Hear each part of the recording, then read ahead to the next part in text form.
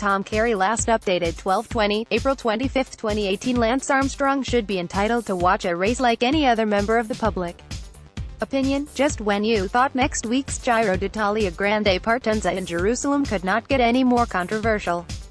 Never mind accusations from human rights groups that the race is being used as a political tool by Israel, or the fact that the pre-race favorite will be riding under the threat of a possible doping suspension. News that Lance Armstrong is planning to attend the start of the first Grand Tour to kick off outside of mainland Europe. To report on it for his Stages podcast, sent cycling message boards and social media into frothy and entirely predictable meltdown on Tuesday, Wednesday NZ time. Reaction to stories concerning the Texan tend to follow a fairly well-established pattern by now, of course.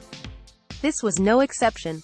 One half felt that Armstrong's plans, which presumably accelerated last week after he managed to settle his $100 million, $140 million lawsuit with the U.S. government for a tidy $5 million, thereby freeing up a bit of time in May which would otherwise have been spent in a Washington, D.C. courtroom, were a disgrace, that he was, as usual, trying to make it all about him, that he should be confined to the seventh circle of hell along with all the murderers and rapists, etc., etc.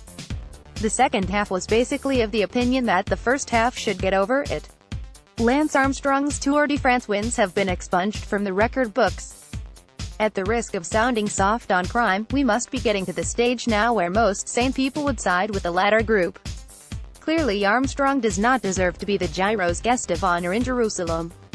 The 46-year-old was a whopping great cheat and, of more relevance where his current treatment by the sport is concerned, a bully, who ruined the careers of many of those who threatened him. He is now serving a lifetime ban from the sport for doping offenses. That is all well and good.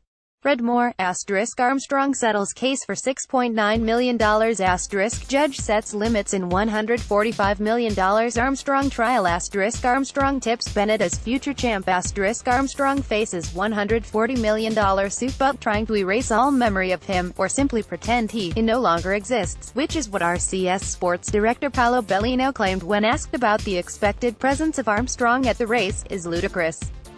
It is also unfair. Armstrong has a point when he talks of the double standards in cycling. While other ex-dopers run teams or commentate on races, he is banned for life. While riders such as Marco Pantana, Bjarne Riis and Jan Ullrich have all been allowed to keep their tour wins, there are only blank spaces next to the years in which Armstrong reigned. While Pantana remains a hero in Italy, the Giro has in the past visited the statue of him on the Galibiate. Armstrong cannot even go and watch a race from behind the barriers alongside other members of the public, without being told he is going too far. It cannot be one rule for one and another for everyone else. Besides, there are much bigger things to worry about than whether or not Armstrong attends a race, whether the Giro should even be going to Israel, for his start. Whether the race is being used as a tool to whitewash the image of the country, as one human rights group has alleged. Whether RCS is completely out of its depth on all this.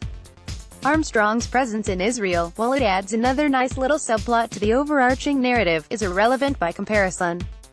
And whisper it, his podcast is also rather good. The Telegraph.